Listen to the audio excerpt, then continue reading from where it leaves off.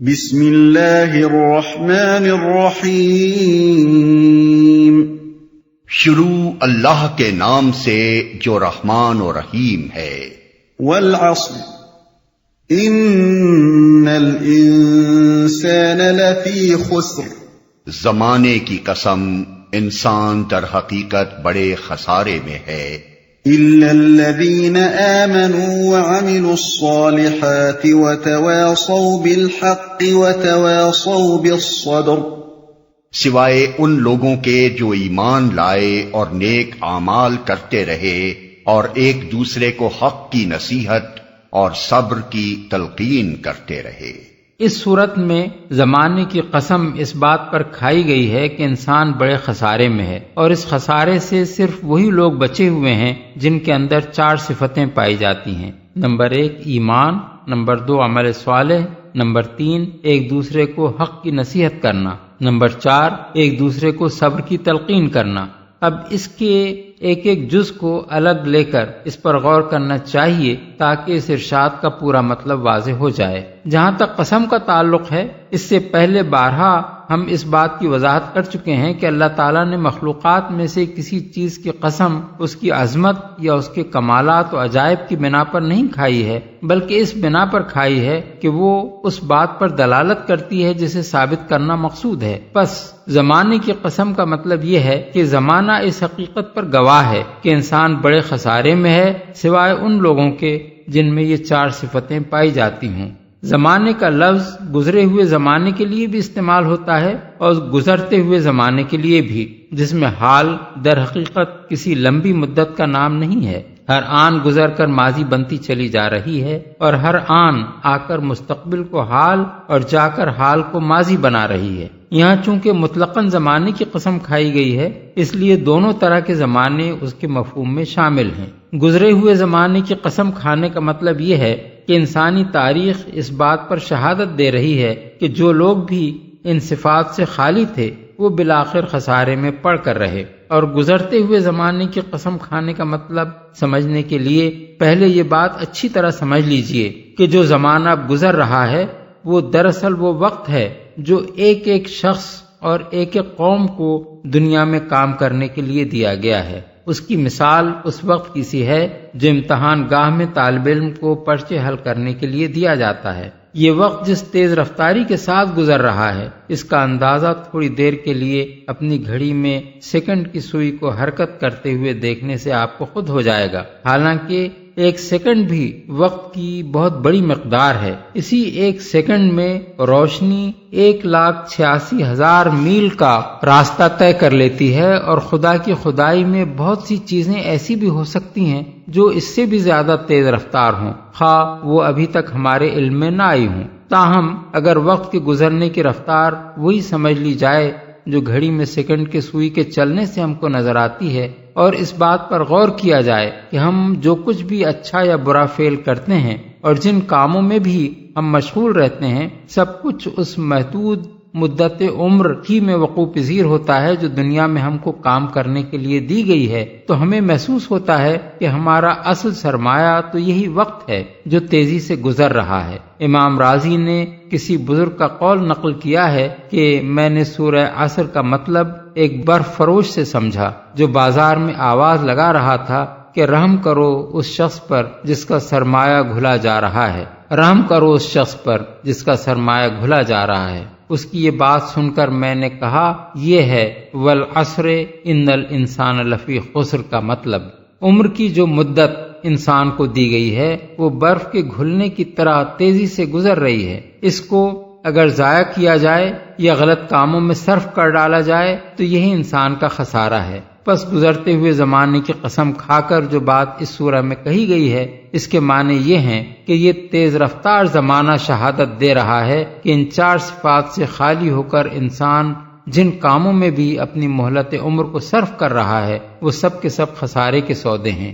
نفع میں صرف وہ لوگ ہیں جو ان 4 صفات سے متصف ہو کر دنیا میں کام کریں۔ یہ ایسی ہی بات ہے جیسے ہم اس طالب علم سے جو امتحان کے مقررہ وقت کو اپنا پرچہ حل کرنے کے بجائے کسی اور کام میں گزار رہا ہو، کمرے کے اندر لگے ہوئے گھنٹے کی طرف اشارہ کر کے کہیں کہ یہ گزرتا ہوا وقت بتا رہا ہے کہ تم اپنا نقصان کر رہے ہو۔ نفع میں صرف وہ طالب علم ہے جو اس وقت کا ہر لمحہ اپنا پرچہ حل کرنے میں صرف کر رہا ہے۔ انسان کا لفظ اگرچہ واحد ہے، لیکن بات کے فقرے میں اس سے ان لوگوں کو مستثنی کیا گیا ہے جو 4 صفات سے متصف ہوں۔ اس لیے لامحالہ یہ ماننا پڑے گا کہ یہاں لفظ انسان اس میں جنس کے طور پر استعمال کیا گیا ہے، اور اس کا اطلاق افراد، گروہوں، اقوام اور پوری نوع انسانی پر یکساں ہوتا ہے۔ بس یہ حکم کہ مذکورہ 4 صفات سے جو بھی خالی ہو وہ خسارے میں ہے، ہر حالت میں ثابت ہوگا،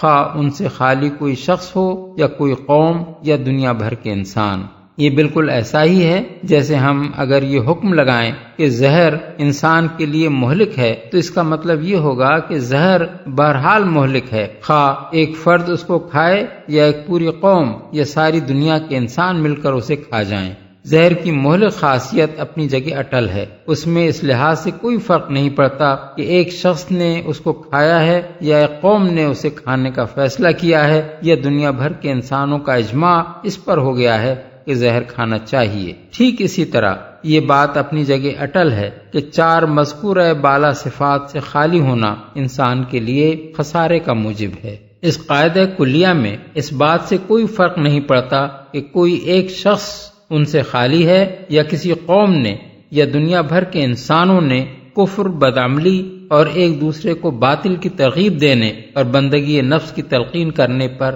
اتفاق کر لیا ہے۔ اب یہ دیکھیے کہ خسارے کا لفظ قرآن مجید کس معنی میں استعمال کرتا ہے۔ لغت کے اعتبار سے خسارہ نفع کی ضد ہے، اور تجارت میں اس لفظ کا استعمال اس حالت میں بھی ہوتا ہے جب کسی ایک سودے میں گھاٹا آئے، اور اس حالت میں بھی جب سارا کاروبار گھاٹے میں جا رہا ہو، اور اس حالت میں بھی جب اپنا سارا سرمایہ کھو کر آدمی دیوالیہ ہو جائے۔ قرآن مجید اسی لفظ کو اپنی خاص اصطلاح بنا کر فلاح کے مقابلے میں استعمال کرتا ہے، اور جس طرح اس کا تصور فلاح محض دنیاوی خوشحالی کا ہم معنی نہیں ہے، بلکہ دنیا سے لے کر آخرت تک انسان کی حقیقی کامیابی پر حاوی ہے، اسی طرح اس کا تصور خسران بھی محض دنیاوی ناکامی یا خستہ حالی کا ہم معنی نہیں ہے، بلکہ دنیا سے لے کر آخرت تک انسان کی حقیقی ناکامی و نامرادی پر حاوی ہے۔ فلاح اور خسران دونوں کے قرآنی تصور کی تشریح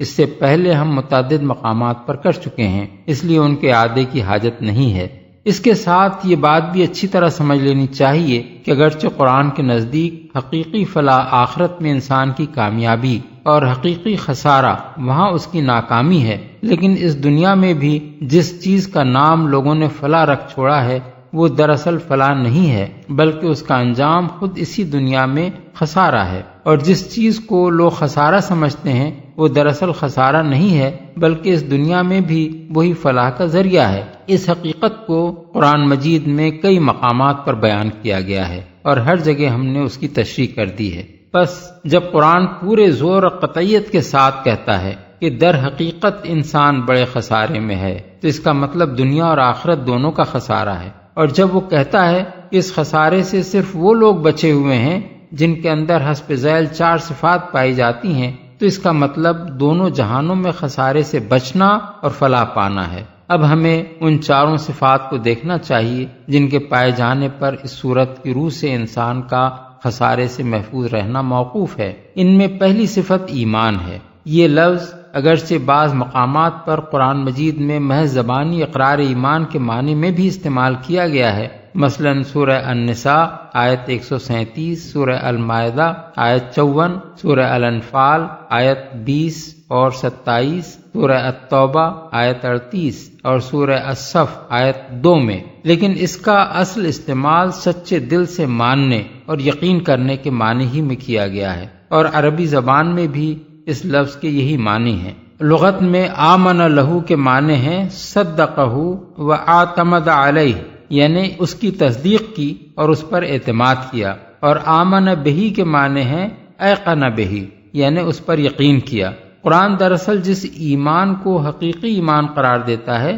اس کو ان آیات میں پوری طرح واضح کر دیا گیا ہے۔ انما المؤمنون الذین آمنوا باللہ ورسولہ ثم لم یرتابوا، سورہ الحجرات آیت 15۔ یعنی مومن تو حقیقت میں وہ ہیں جو اللہ اور اس کے رسول پر ایمان لائے اور پھر شک میں نہ پڑے۔ ان الذین قالوا ربنا اللہ ثم استقاموا، سورہ حامیم السجدہ آیت 30۔ یعنی جن لوگوں نے کہا کہ ہمارا رب اللہ ہے اور پھر اس پر ڈٹ گئے۔ انما المؤمنون الذین اذا ذکر اللہ وجلت قلوبہم، سورہ الانفال آیت 2۔ یعنی مومن تو حقیقت میں وہ ہیں کہ جب اللہ کا ذکر کیا جائے تو ان کے دل لرز جاتے ہیں۔ والذین آمنوا اشد حبا للہ، سورہ البقرہ آیت 165۔ یعنی اور جو لوگ ایمان لائے ہیں وہ سب سے بڑھ کر اللہ سے محبت رکھتے ہیں۔ فلا وربک لا یؤمنون حتی یحکموک فیما شجر بینہم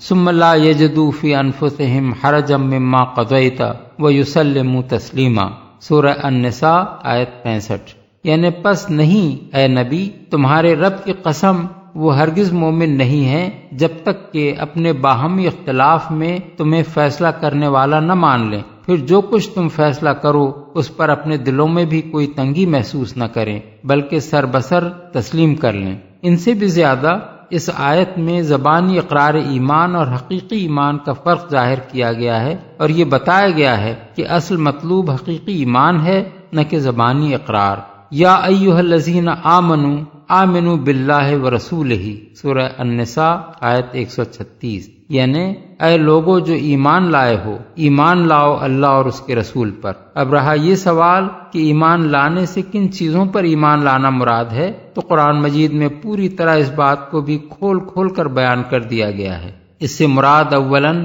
اللہ کو ماننا ہے، محض اس کے وجود کو ماننا نہیں بلکہ اسے اس حیثیت سے ماننا ہے کہ وہی ایک خدا ہے، خدائی میں کوئی اس کا شریک نہیں ہے، وہی اس کا مستحق ہے کہ انسان اس کی عبادت، بندگی اور اطاعت بجا لائے، وہی قسمتیں بنانے اور بگاڑنے والا ہے، بندے کو اسی سے دعا مانگنی چاہیے اور اسی پر توکل کرنا چاہیے، وہی حکم دینے اور منع کرنے والا ہے، بندے کا فرض ہے کہ اس کے حکم کی اطاعت کرے اور جس چیز سے اس نے منع کیا ہے اس سے رک جائے، وہ سب کچھ دیکھنے اور سننے والا ہے، اس سے انسان کا کوئی فعل تو درکنار، وہ مقصد اور نیت بھی مخفی نہیں ہے جس کے ساتھ اس نے کوئی فعل کیا ہے۔ ثانیاً رسول کو ماننا اس حیثیت سے کہ وہ اللہ تعالیٰ کا مامور کیا ہوا ہادی و رہنما ہے اور جس چیز کی تعلیم بھی اس نے دی ہے وہ اللہ تعالیٰ کی طرف سے ہے، برحق ہے اور واجب التسلیم ہے۔ اسی ایمان برسالت میں ملائکہ، انبیاء اور کتب الہیہ پر اور خود قرآن پر بھی ایمان لانا شامل ہے، کیونکہ یہ ان تعلیمات میں سے ہے جو اللہ کے رسول نے دی ہیں۔ ثالثاً آخرت کو ماننا اس حیثیت سے کہ انسان کی موجودہ زندگی پہلی اور آخری زندگی نہیں ہے بلکہ مرنے کے بعد انسان کو دوبارہ زندہ ہو کر اٹھنا ہے، اپنے ان اعمال کا جو اس نے دنیا کی زندگی میں کیے ہیں خدا کو حساب دینا ہے، اور اس محاسبے میں جو لوگ نیک قرار پائیں انہیں جزا اور جو بد قرار پائیں ان کو سزا ملنی ہے۔ یہ ایمان اخلاق اور سیرت و کردار کے لیے ایک مضبوط بنیاد فراہم کر دیتا ہے جس پر ایک پاکیزہ زندگی کی عمارت قائم ہو سکتی ہے، ورنہ جہاں سرے سے یہ ایمان ہی موجود نہ ہو وہاں انسان کی زندگی خواہ کتنی ہی خوشنما کیوں نہ ہو اس کا حال ایک بے لنگر کے جہاز کا سا ہوتا ہے جو موجوں کے ساتھ بہتا چلا جاتا ہے اور کہیں قرار نہیں پکڑ سکتا۔ ایمان کے بعد دوسری صفت جو انسان کو خسارے سے بچانے کے لیے ضروری ہے وہ صالحات یعنی نیک کاموں پر عمل کرنا ہے۔ صالحات کا لفظ تمام نیکیوں کا جامع ہے جس سے نیکی اور بھلائی کی کوئی قسم چھوٹی نہیں رہ جاتی، لیکن قرآن کی روح سے کوئی عمل بھی اس وقت تک عمل صالح نہیں ہو سکتا جب تک اس کی جڑ میں ایمان موجود نہ ہو اور وہ اس ہدایت کی پیروی میں نہ کیا جائے جو اللہ اور اس کے رسول نے دی ہے۔ اسی لیے قرآن مجید میں ہر جگہ عمل صالح سے پہلے ایمان کا ذکر کیا گیا ہے، اور اس سورہ میں بھی اس کا ذکر ایمان کے بعد ہی آیا ہے۔ کسی ایک جگہ بھی قرآن میں ایمان کے بغیر کسی عمل کو صالح نہیں کہا گیا ہے، اور نہ عمل بلا ایمان پر کسی اجر کی امید دلائی گئی ہے۔ دوسری طرف یہ بھی ایک حقیقت ہے کہ ایمان وہی معتبر اور مفید ہے جس کے صادق ہونے کا ثبوت انسان اپنے عمل سے پیش کرے، ورنہ ایمان بلا عمل صالح محض ایک دعویٰ ہے جس کی تردید آدمی خود ہی کر دیتا ہے جب وہ اس دعوے کے باوجود اللہ اور اس کے رسول کے بتائے ہوئے طریقے سے ہٹ کر چلتا ہے۔ ایمان اور عمل صالح کا تعلق بیج اور درخت کا سا ہے۔ جب تک بیج زمین میں نہ ہو کوئی درخت پیدا نہیں ہو سکتا، لیکن اگر بیج زمین میں ہو اور کوئی درخت پیدا نہ ہو رہا ہو تو اس کے معنی یہ ہیں کہ بیج زمین میں دفن ہو کر رہ گیا۔ اسی بنا پر قرآن پاک میں جتنی بشارتیں بھی دی گئی ہیں انہی لوگوں کو دی گئی ہیں جو ایمان لا کر عمل صالح کریں، اور یہی بات اس سورہ میں بھی کہی گئی ہے کہ انسان کو خسارے سے بچانے کے لیے جو دوسری صفت ضروری ہے وہ ایمان کے بعد صالحات پر عمل کرنا ہے۔ بلفاظ دیگر عمل صالح کے بغیر محض ایمان آدمی کو خسارے سے نہیں بچا سکتا۔ مذکورہ بالا دو صفتیں تو وہ ہیں جو ایک ایک فرد میں ہونی چاہیے۔ اس کے بعد یہ سورت دو مزید صفتیں بیان کرتی ہے جو خسارے سے بچنے کے لیے ضروری ہیں،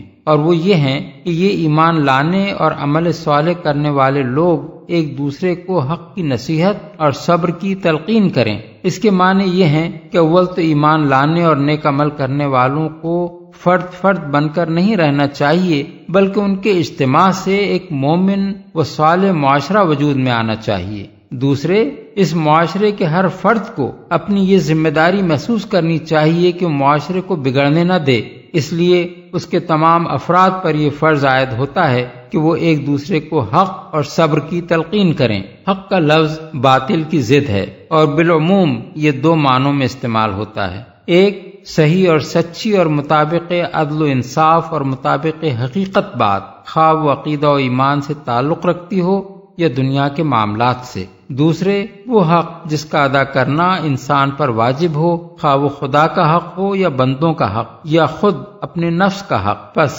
ایک دوسرے کو حق کی نصیحت کرنے کا مطلب یہ ہے کہ اہل ایمان کا یہ معاشرہ ایسا بے حس نہ ہو کہ اس میں باطل سر اٹھا رہا ہو اور حق کے خلاف کام کیے جا رہے ہوں مگر لوگ خاموشی کے ساتھ اس کا تماشا دیکھتے رہیں، بلکہ اس معاشرے میں یہ روح جاری و ساری رہے کہ جب اور جہاں بھی باطل سر اٹھائے کلمہ حق کہنے والے اس کے مقابلے میں اٹھ کھڑے ہوں، اور معاشرے کا ہر فرد صرف خود ہی حق پرستی اور راست بازی اور عدل و انصاف پر قائم رہنے اور حقداروں کے حقوق ادا کرنے پر اکتفا نہ کرے بلکہ دوسروں کو بھی اس طرز عمل کی نصیحت کرے۔ یہ وہ چیز ہے جو معاشرے کو اخلاقی زوال و انحطاط سے بچانے کی ضامن ہے۔ اگر یہ روح کسی معاشرے میں موجود نہ رہے تو وہ خسران سے نہیں بچ سکتا، اور اس خسران میں وہ لوگ بھی آخر کار مبتلا ہو کر رہتے ہیں جو اپنی جگہ حق پر قائم ہوں مگر اپنے معاشرے میں حق کو پامال ہوتے دیکھتے رہیں۔ یہی بات ہے جو سورہ مائدہ میں فرمائی گئی ہے